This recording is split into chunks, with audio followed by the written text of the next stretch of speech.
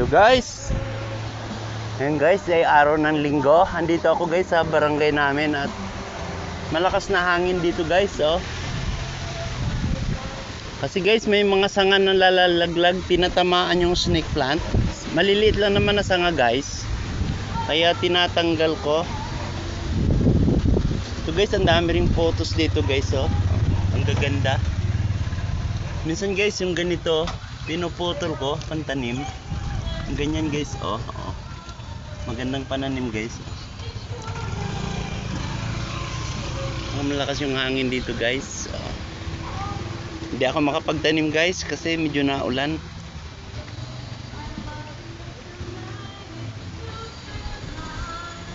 Sana mag-ingat po kayo. Pero hindi pa sentro dito guys sa Cavite. Parang mga Lucena at Bicol ang sentro guys. Ay, Sabela, Cagayan. Pero malakas na hangin dito. Ngayon lang to lumakas guys. Kasi pag alis ko sa bahay kanina, hindi pa siya malakas guys. Oh, biglang lumakas lang. Oh, yung papaya halos mabali guys. Oh. Matatanda na kasi yan. Pero may bunga pa rin naman. Manok na lang ang kulang. Oh, tapos may sili rin dito guys. Oh, papakita ko guys. Oh. Ang lago ng sili guys dito. Bumabagsak kaya tinatalian ko.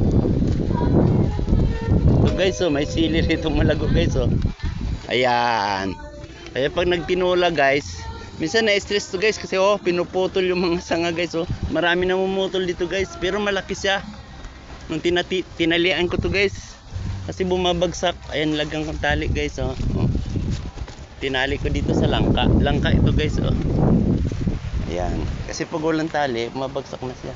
Pero malago guys. Oh. Malaki. Yung sili. Oh, may mga bunga. Oh. May hinog guys. Oh. Yan.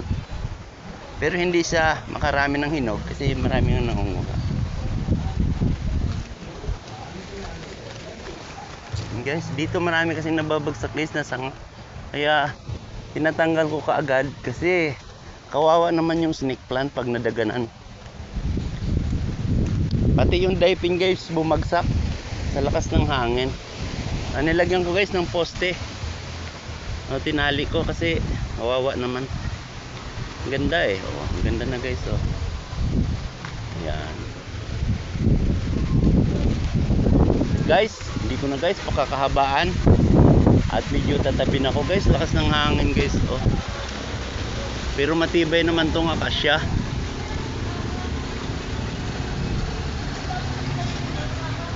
Hanggang dito na lang guys. Uwi na ako at medyo umuulan. Baka mabasa yung cellphone ko. Ingatan ko muna to kasi bago to. Babay na guys. Sana po mag-iingat tayo. Paalam na po sa inyo.